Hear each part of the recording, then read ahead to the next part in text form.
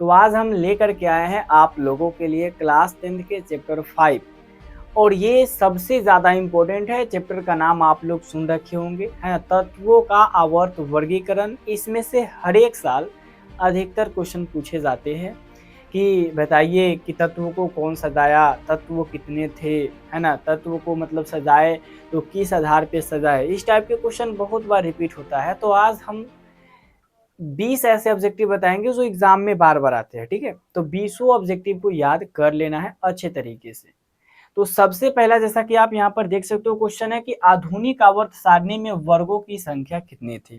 देखो यहाँ पे पूछा जा रहा है जैसे कि आधुनिक आवर्त सारणी जो है मुसल्ले मतलब दिया, जो कि अभी हम लोग पीरियोडिक टेबल जो पढ़ते हैं। ठीक है, तो उसमें अगर हम बात करें आवर्त की, है ना, तो उसमें जो था, है ना, आवर्त की बात करें तो 7 था। ठीक है, लेकिन यहाँ पे वर्ग की बात हो रहा है तो 18 गो वर्ग है।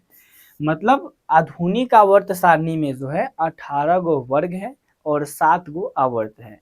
तो यहाँ पे हमसे क्या पूछा जा रहा है, आधुनिक आवर्त सारणी में ग्रुप कैगो है, वर्ग कैगो है, तो 18 गो वर्ग है। मतलब यहाँ पे हो जाएगा ऑप्शन सी। और इस टाइप के क्वेश्चन एग्जाम में बनते हैं। क्वेश्चन बैंक अगर आप पढ़िएगा तो ये पता चल जाएगा। ठीक है, आधुनिक आवर्त सारणी में आवर्त जो कि जिसको पीरियड बोलते हैं, इसकी संख्या कितने थे। तो मैंने अभी जस्ट बताया कि आधुनिक आवर्त मतलब कि आधुनिक आवर्त सारणी में जो है 7 गो आवर्त था और 18 गो वर्ग था।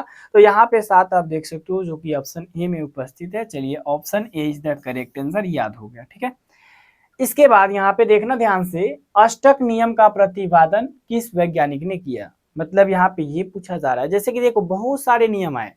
अष्टक का नियम, है ना, एक और चीज आप लोगों को बताओ, न्यूलैंड का नियम, अष्टक सारे गामा पाधा निशा, इस पे भी बना लेकिन सब मेल नहीं खाया।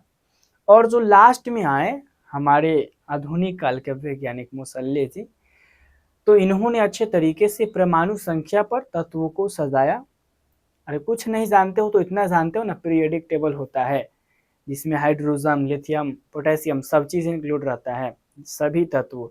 तो यहाँ पे जो अष्टक का नियम है वो कौन दे लेता। तो सबसे अगर मैं बात करूं, पहले आए थे न्यूलैंड, है ना, न्यूलैंड आए थे जिन्होंने अष्टक का नियम दिया।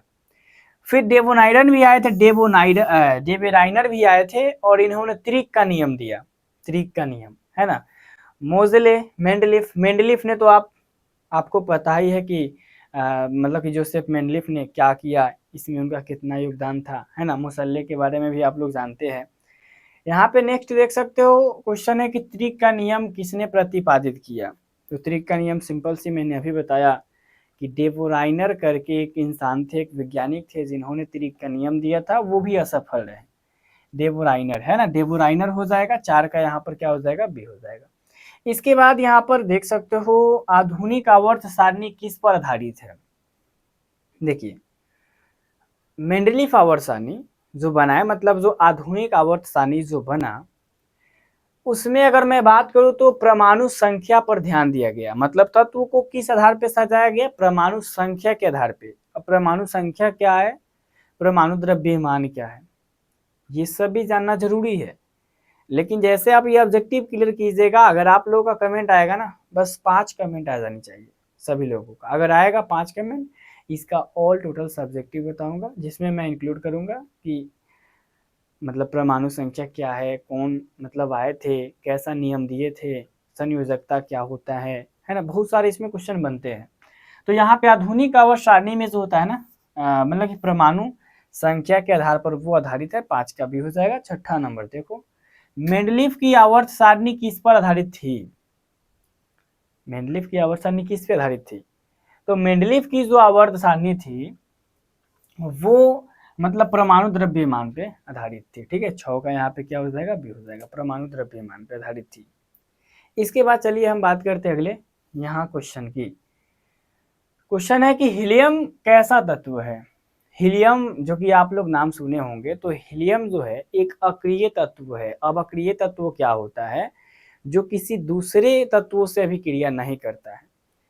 और हीलियम गैस का जो उपयोग है वो वाहन जैसे उड़ता है ना, हवाई जहाज, उसके जो टायर होते हैं तो उसमें जो है हीलियम गैस भरा जाता है, क्योंकि जब वो ऊपर वाहन जब चले ना तो किसी भी गैस से अभिक्रिया ना करे। तो यहाँ पे वो क्या है, एक अक्रिय या फिर निष्क्रिय गैस है ना, जो किसी से भी अभिक्रिया नहीं करता है।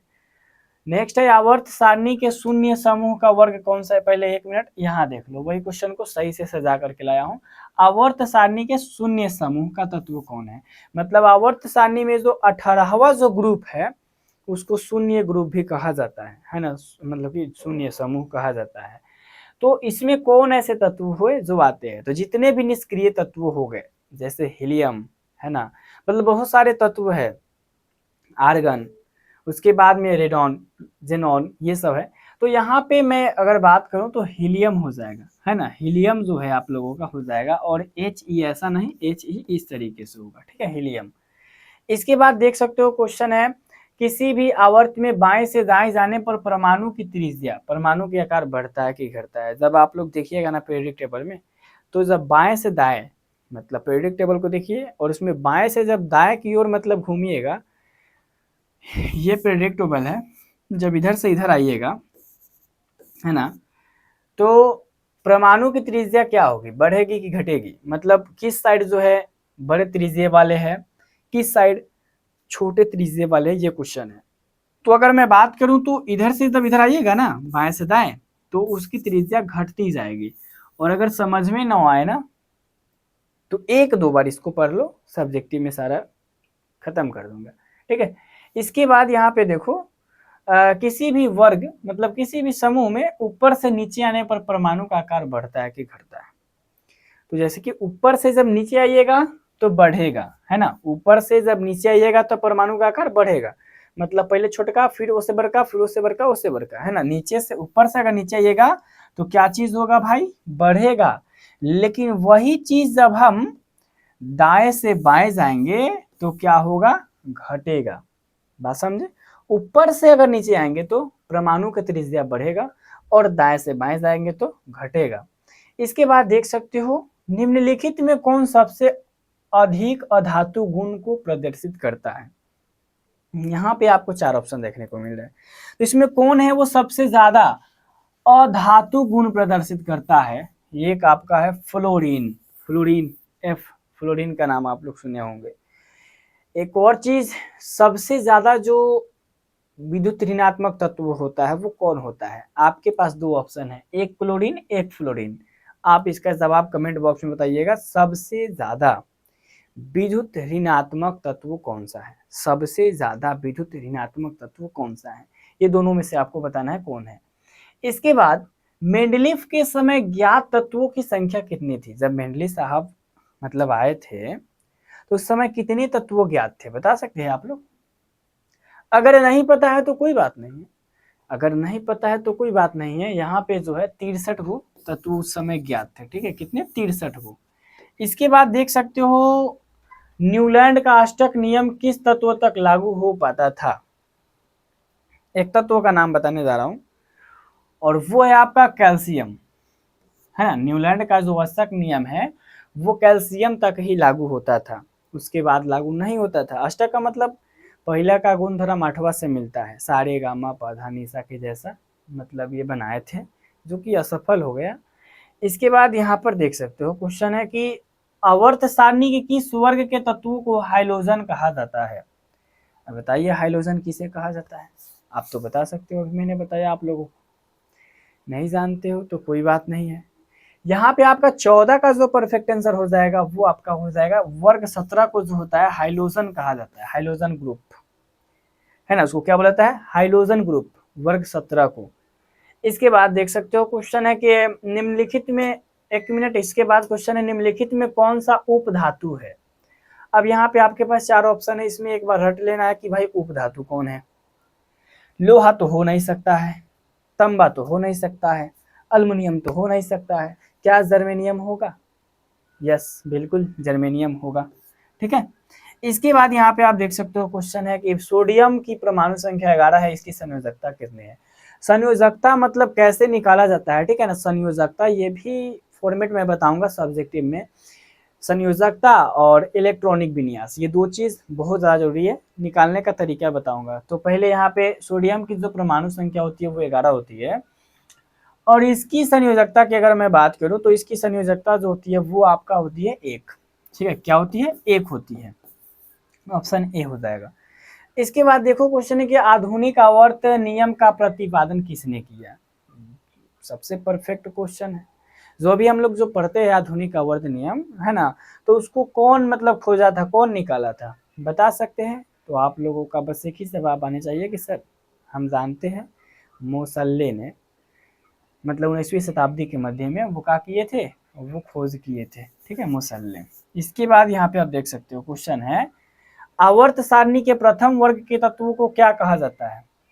तो जो आवर्त सारणी के जो प्रथम वर्ग आते हैं, मतलब 18 गो वर्ग है ना, एकदम सीधा खड़ा खड़ा चिन्ह वर्ग, मतलब उसमें, तो उसमें का जो पहला आता है उसको क्या बोला जाता है? तो पहला जो आपका आता है उसको बोला जाता है क्षारीय धातु। क्या बोला जाता है? क्षारीय धातु, पहला को। इसी तरीके से दूसरा को क्या कहा जाता है, आप लोग बताइएगा हमें। मतलब क्वेश्चन है कि आवर्त सारणी के दूसरे वर्ग के तत्वों को क्या बोला जाता है, बोलिएगा। एका अल्युमिनियम के स्थान पर बाद में कौन सा तत्व खोजा गया? मतलब एका अल्युमिनियम के स्थान पे बाद में कौन आया, बोल सकते हो? 19 नंबर भी काफी मजेदार है। तो एका अल्युमिनियम के स्थान पे आपका गैलियम आया, जी ए आया बाद में, याद रखिएगा।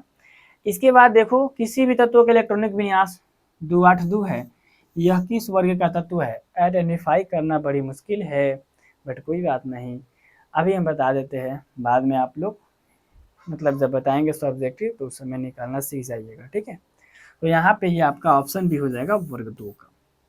तो ये जो था 20 मोस्ट इम्पॉर्टेंट क्वेश्चन था जो आपके एग्जाम में अधिकतर बार पूछे जाते हैं। मैंने आप लोगों को आसानी तरीके से सिंपल भाषा में समझाने का प्रयास किया है ना। तो आई होप कि आज का वीडियो आपको अच्छी तरीके से समझ में आई होगी। मिलते इसी के साथ नेक्स्ट वीडियो में, तब तक जय हिंद, जय भारत।